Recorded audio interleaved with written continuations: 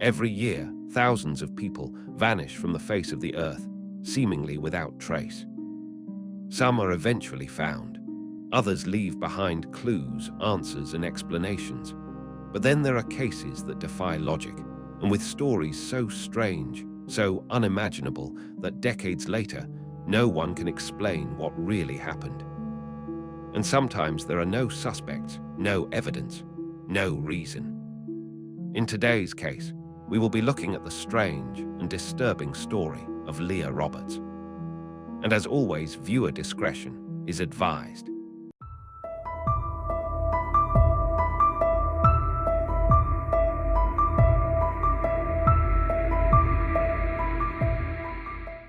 On the 13th of March 2000, Leah Roberts, aged 23, disappeared after leaving a restaurant in Bellingham, Washington, following a 4-day drive across the country, and has not been seen since.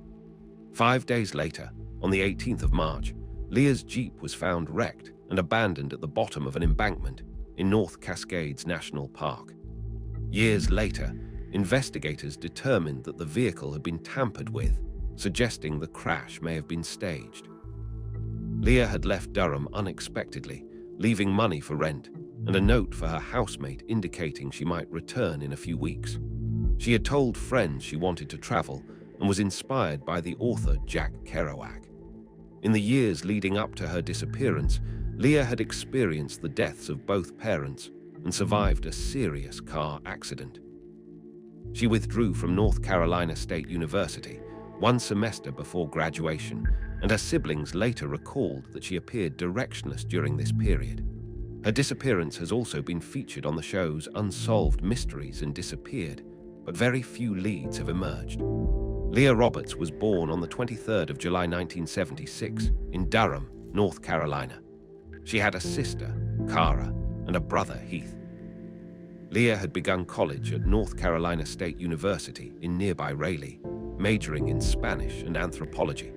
During her sophomore year, Leah's mother died suddenly, and soon after, in the fall of 1998, Leah was involved in a serious car accident that resulted in a punctured lung and shattered femur.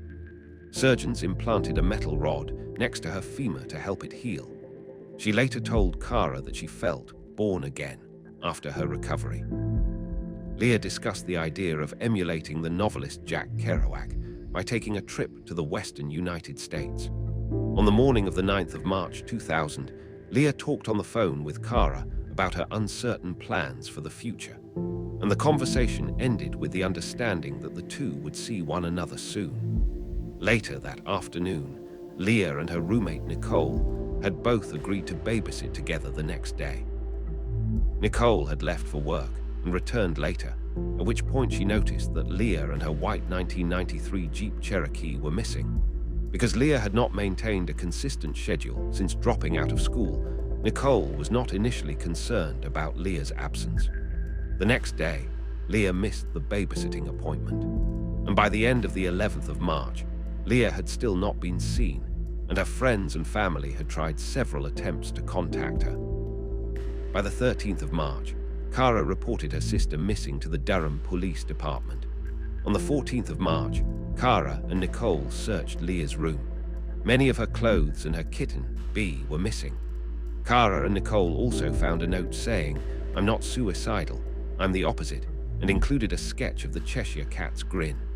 Also with the note was a bundle of cash, which was approximately Leah's month's rent money and some for expenses. And since Cara still had power of attorney over Leah's bank account, she was able to access her sister's financial records.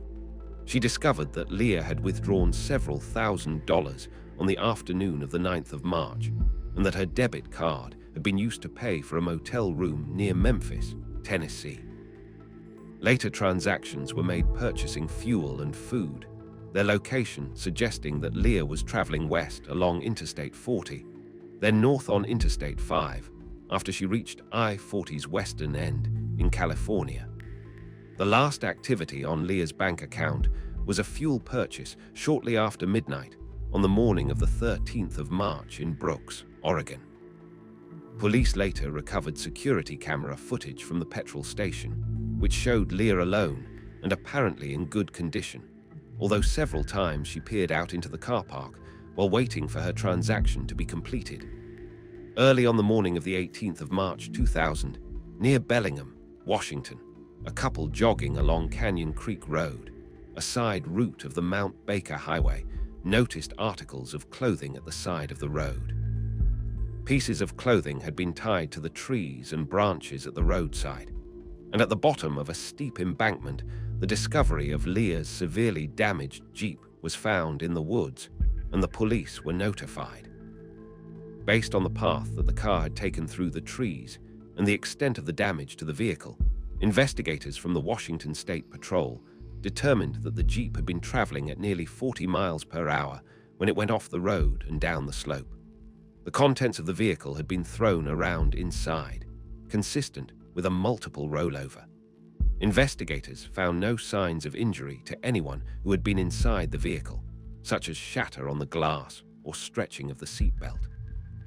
Investigators concluded that no one had been inside the Jeep when it crashed, suggesting that the accident may have been staged. Blankets and pillows were hung inside the windows of the Jeep, suggesting that it may have been used as a shelter after being wrecked. Leah's passport, checkbook, driver's license, clothes, guitar, CDs, and other belongings were found scattered in the surrounding woods. Bits of cat food and a small cat carrier were found in the vehicle, suggesting that Leah had taken B on the trip with her, although the cat has never been found. Valuables, such as $2,500 in cash and jewelry, were also left behind, suggesting that robbery had not been the reason for the accident. Cara and Heath flew to Bellingham to assist investigators.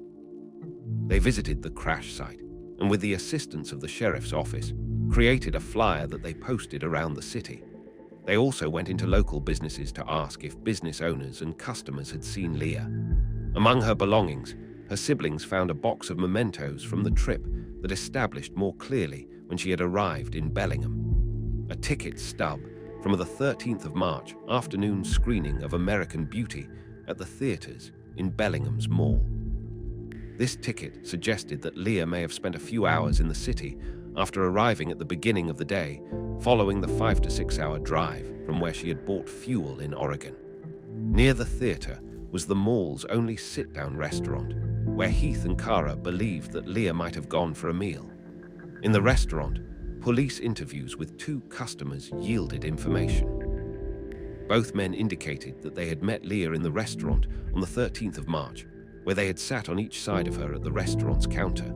The men recalled talking with Leah about Kerouac and her planned trip. One of the men claimed that Leah had left with a third, whom he heard her call Barry, and provided a description for a police sketch of the man. However, neither the other man nor any other customer who had been in the restaurant at the time could corroborate the third man's existence. A few days after the Jeep was discovered, a man called the Whatcom County Sheriff's Office to report a sighting. He claimed that his wife had seen Leah, disorientated and confused, wandering around a petrol station in Everett, close to Seattle. After disclosing this information, he seemed to panic and hung up the phone before identifying himself. Police nevertheless consider the tip credible. For 2 weeks in April 2000, police searched for Leah near her Jeep's crash site. Dogs trained to sniff for human remains and the use of metal detectors that could find the metal rod in her leg, along with helicopters, were used in the search, but no new evidence was discovered. Investigators continued to examine Leah's Jeep, joined by the Federal Bureau of Investigation, who had become involved because the vehicle had been found on federal land. They found her mother's engagement ring, which Leah wore constantly, under a floor mat inside the vehicle. Leah's friends in North Carolina said that she treasured the ring for the connection to her late mother and that she would never have taken it off voluntarily. After this discovery, the investigation stalled. In 2006, Mark Joseph of the Whatcom County Sheriff's Office, the detective who had originally investigated the case, passed his files on to 2 younger detectives. While reviewing the case, one of them noticed that the car and its contents had not been fully processed for evidence when it was originally brought in. After deciding to re-examine the vehicle, investigators opened the Jeep's bonnet. and found that a wire had been cut, allowing the car to accelerate without anyone having to depress the accelerator pedal. This discovery confirmed early suspicions that no one had been in the car when it left the road, and that it had been purposely wrecked. The detectives also found a fingerprint under the bonnet of the Jeep and male DNA on an article of Leah's clothing. These new leads led investigators back to the man who had claimed Leah left the restaurant with the third man she called Barry. As no one could corroborate this witness's statements, police fingerprinted and DNA tested him to rule out his involvement in her disappearance. The witness's fingerprint did not match the one discovered under the bonnet of the Jeep, but the results of the DNA sample have not been disclosed. And with that, another mystery fades into the darkness, leaving behind more questions than answers. Somewhere, someone vanished without a trace. No explanation, no closure, just a story frozen in time, waiting for someone to uncover the truth. What do you think happened? Was it a simple misunderstanding, a tragic accident, or something far stranger? Please feel free to share your theories about this case and suggest future stories that you'd also like explored in the comments below. And if you enjoyed this deep dive into the unexplained, don't forget to like, subscribe, and turn on notifications so you never miss a new mystery. Until the next time, stay curious, stay skeptical, stay safe, and remember, sometimes the most chilling stories are the ones that remain unsolved. As always, thank you for watching, and see you on the next case of Stories Beyond Strange.